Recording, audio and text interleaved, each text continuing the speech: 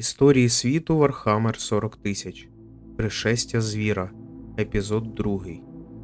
Це переказ сюжету, описаного в книзі Роба Сандерса, Гева Торпа та Дена Абнета «Пришестя звіра». Приємного вам перегляду. Перемога над зеленошкірами надихнула імперію. Біда в тому, що всі її лаври отримав лорд-командувач імперіуму Удін Махт-Удо, хоча його власні заслуги залишали бажати кращого. Понад те, поки населення Тери святкувало порятунок від орків, Удо зібрав магістрів-лідерів останньої стіни і жорстко відчитав їх за порушення кодексу Астартес. Він зажадав, щоб знищення імперських кулаків зберегли в таємниці, а об'єднаний флот синів Дорна було негайно розділено. Крім того, лорд-командувач заборонив будь-які подальші спроби зруйнувати бойовий місяць. Вірні слуги Золотого Трону, навіть розлючені Астартес, бойові подвиги яких щойно змішали з брутом, могли б стерпіти багато. Але коли Удо спробував видалити із санаторуму Імперіаліс Інквізицію, на нього посипались протести. Проти лорда-командувача піднялись навіть його колеги за Радою, а також Астартес, яких він раніше так охоче звинувачував у всіх смертних гріхах. Удо взяли під варту, і він назавжди залишив велику політику. Що ж, однією проблемою менше. Проте залишили ще Адептус Механікус, які під час кризи поводились деталі підозріліше. Спочатку вони не відповідали на запити про допомогу, потім неохоче надали військову силу для звільнення Тери. До того ж, техножреці знищили загин імперських асасинів, посланих на Марс розібрати що до чого. Не забуватимемо, що саме Механікус вимагали в екс-лорда-командувача надати їм залишки бойового місяця. Все це вимагало негайного розгляду. На червону планету вирішив обмежений контингент зразкових кулаків. Там космодесантників зустріла повністю готова до бою армія культу Механікус, яку вів у бій Аргос Вон Аукен, той самий техножрець, що знайшов і врятував Курланда після битви на Ардаманту. Імперці та слуги Амнісії завмерли один напроти одного, обстановка стала вкрай важкою. Але раптом випадковий постріл марсіанського дюнохода Анагар вразив дропот Астартес, що йшов на посадку. Напружена тиша відразу вибухнула кровопролиттям. Дві гілки людства почали знищувати один одного в безглуздій різанині. Тільки втручання глави культу Механікус припинило перестрілку. Генерал-фабрикатор Марсу на ім'я Кубрик не хотів ще однієї громадянської війни. Він розпорядився видати десантникам Елдена Урвідекса ще одного вижившого з Ардаманту, який мав цінні розвіддані про те, де ховається звір. Але от тільки Урвідекс був наполовину перетворений на сервітора через те, що спробував видати асасинам Вангоріча таємні задуми генерал-фабрикатора. Поважний архімагос захопив поруч технології телепортації і збирався скористатись ними, щоб прибрати Марс із сонячної системи, залишивши Теру на мирі з звіру.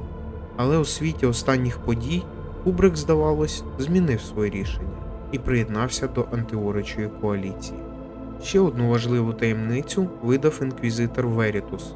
Дотримуючись його вказівок, об'єднані сили людства рушили на планету Кальтерра, де знайшли примарха Вулкана, який наодинці протистояв Ваакху орків.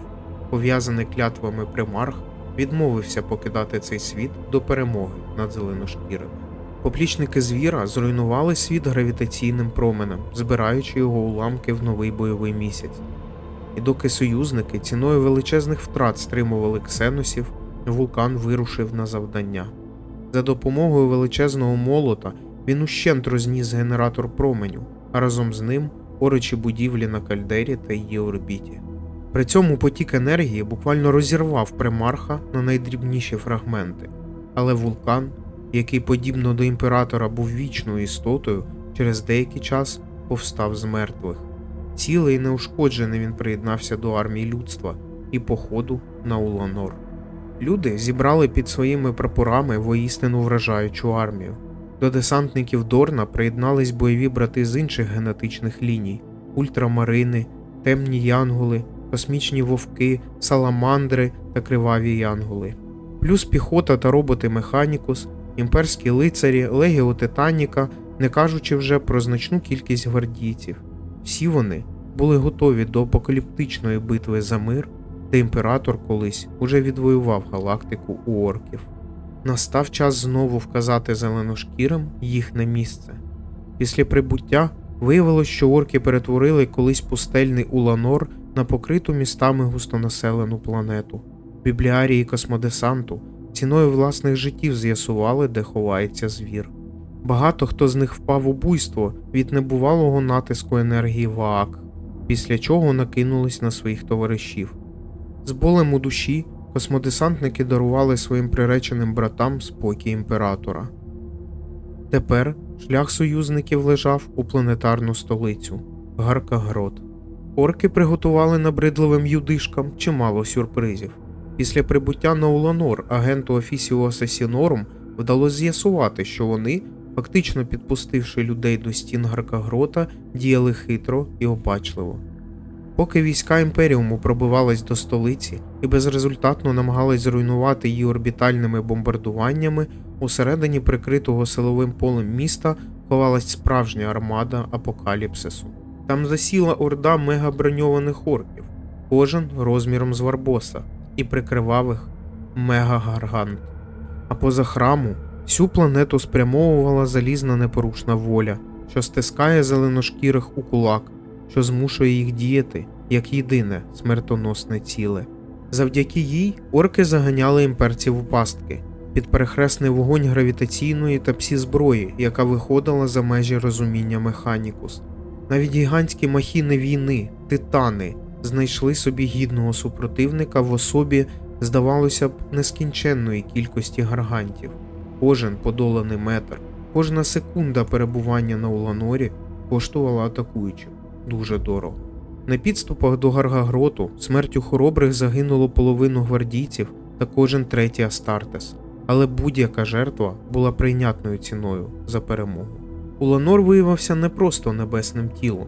Орки перетворили його на бойову планету, мета якої була простою – дістатись з Тери і пожерти колиску людства цілком. Курланд та лідер Адептус Механікус Магос Жокув видали альтернативний план – вдарити по запасам їжі, щоб заморити орків голодом. Задумка вдалась. Щити Гаркогрота відключились, і орки кинулись в контратаку. Храм Горка та Морка в центрі столиці виявився нічим іншим, як над Гаргантом, поза всяких класифікацій. Псі-лучі цього монстра залишали від цілих підрозділів імперців шматки плоті та криваві плями. Магістр Курланд, Вулкан та останні 3000 Астартес в останньому відчайдушному пориві висадились на живий храм. Діставшись його середини, вони виявили там 10-метрову статую, яка раптово ожила і розкидала десантників-ветеранів, як набридливих бліг. Це був сам звір, унікальний представник своєї раси. Лише примарх Вулкан міг зійтись з чудовиськом в бою та перемогти. Борючись, два воєначальники впали прямо в храмовий генератор, що палав і дзвонив від псі-енергії Ваак. Але вічний примарх був на голову сильнішим за бібліарів, які від впливу цієї неприборканої могутності просто божеволіли. Він злився з Вааком в єдине ціле, прийняв його, просочився їм і увігнав свій молот у його осередок, прямо в обличчя звіра. Генератор храму злетів у повітря. Цей вибух поглинув і примарха, і орочого титану. Залишившись без вождя, орки втратили бойовий запал, їхній опір був остаточно зламаний. Пошарпана імперська армада повернулась на Теру. Але тут з усіх вокс-переймачів гримкнув диявольський крик: «Я різня! Я різня!» Цей крик гримів кілька тижнів, і всі поступово зрозуміли, що війна звіра далека від завершення. Ваак відродився, а отже, доведеться навідатись на Уланор ще раз, щоб довершити розпочате. Але це поки що здавалось неможливим. Втрати були занадто великі, а психічне поле, породжено зеленошкірими, було для них справжньою зброєю перемоги. Потрібний був тонший підхід. І Курланд взяв справу до своїх рук. Переборюючи опір вищих лордів Тери, він вибивав право на новий рід військ. Але лише коли бойовий місяць, що мертвим вантажем висів на орбіті Тери, ожив і звідти знову полізли орки, Курланду вдалося затвердити створення особливого підрозділу, наділеного силами та засобами для знищення найнебезпечніших ксеносів. Заковані в чорну силову броню, десантники з різних орденів взяли собі нове ім'я – Караул Смерті, щоб вшанувати своїх братів, які загинули на Уланорі. Однак перша ж операція Караулу обернулась піровою перемогою. Телепортаційні маяки Механікус, розміщені десантниками на бойовому місяці, спрацювали позаштатно. Половина планетоїда зникла, а друга половина впала на поверхню Терри. Тріумф обернувся ще однією загальною катастрофою. І коли уламки місяця пекельним дощем пролились на змучений народ унизу, ще мільйони знайшли в полум'ї свою смерть. Постраждав навіть імператорський палац, але всупереч усьому люди схопились за надію, а справжні захисники людства ні на хвилину не припиняли діяти. Імперцям пощастило дізнатись розташування останньої твердині безмовного сестринства, майже зниклої організації, членами якої були воїнки Парії. Сама їх присутність могла розвіяти Ваак, вразити саму його суть і забрати у орків перевагу в майбутній битві. Імперські війська прибули до обложених сестер вчасно та допомогли їм відбити вторгнення орків, але вирішальним чинником у перемовинах стала майстерність Маргарети Вінен. Делегат настільки здружилась з паріями, що надалі вся взаємодія із сестрами здійснювалась через неї. Стратегія імперців була простою та геніальною. Вони сподівались захопити орочого псайкера і за допомогою безмовного сестринства запустити через нього хвилю аури парій, згубну для сили Ваак. Перевіривши цю технологію на практиці, тобто виробивши за допомогою психічного резонансу орду зеленошкірих, люди вирушили на Уланор. Недовго роздумуючи, вони направили кілька кораблів камікадзе прямо на щит, що прикриває Гаркогрот. Користуючись хитрістю, ударний загін висадився біля храму. Остання битва була близькою. І тут виявилось, що у звіра теж був простий і геніальний план. Щит замкнувся за атакуючими, відрізавши їх від іншої армії. Звідусіль ринули орки. Відбиваючись від ворогів, що насідали, стилаючи власними закрівавленими тілами кожен метр простору, штурмуючи прорвались в тронний зал і натрапили на охоронців орочого ватажка, оточених гаргантами, кожен з яких був більший, ніж титан класу розбійник. Чудовисько, на величезному тілі якого дитячими іграшками виглядали дві бойові гармати, а також ракетні установки, автогармати, вогнемети та інша зброя. Але ритуал парій спрацював. Антипсихічна хвиля нейтралізувала орків, а звір лише забарився на мить і продовжив розшвирювати десантників, наче кошенят. Скориставшись секундним замішанням тварюки, Курланд та його бойові товариші кинулись на Ксеноса і вибили з нього дух. Їхня радість була недовгою. Звір загинув, але новий звір став на його місце. У головному залі храму височив не один, а 6 тронів.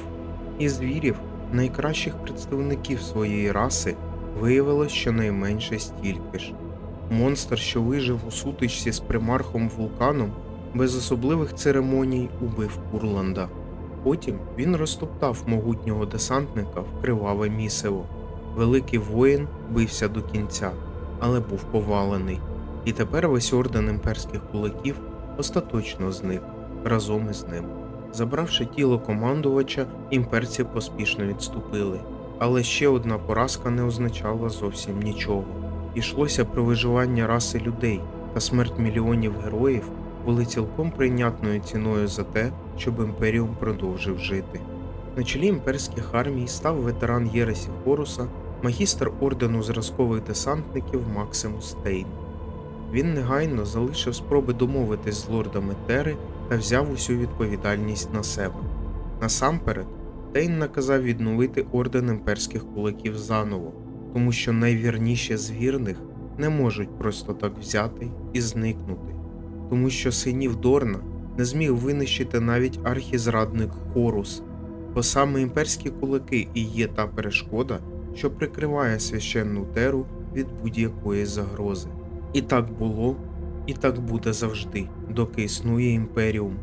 Всі ордени Останньої Стіни віддали частину своїх бойових братів, щоб відновити орден, наче Фенікс із попелу.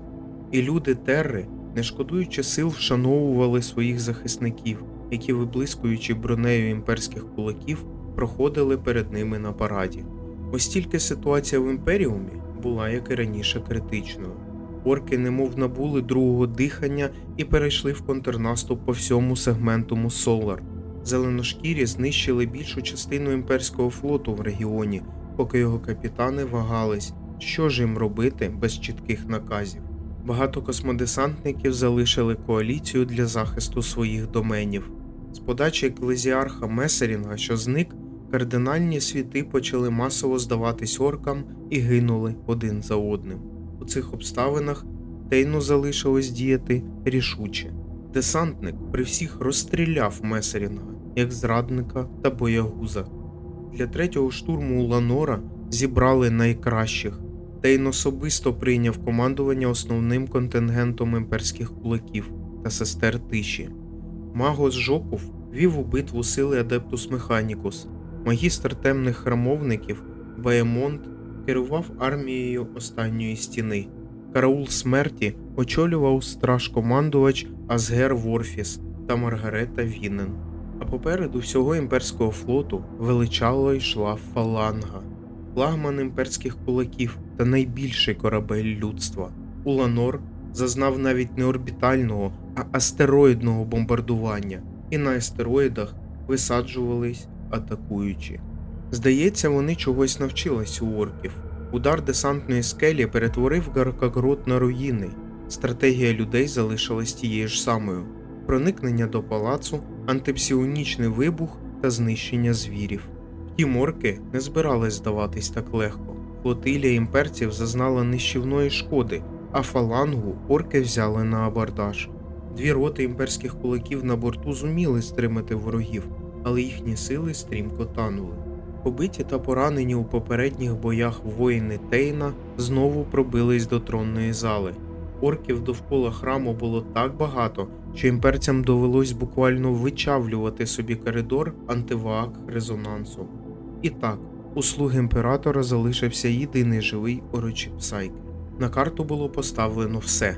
Атакуючим треба було відтіснити зеленошкірих, доки вибухне психічна бомба, і щоб зупинити їх, з'явився голова звірів, найбільший із орків-ватажків. Навряд чи будь-яких слів буде достатньо, щоб описати все напруження наступної сутички.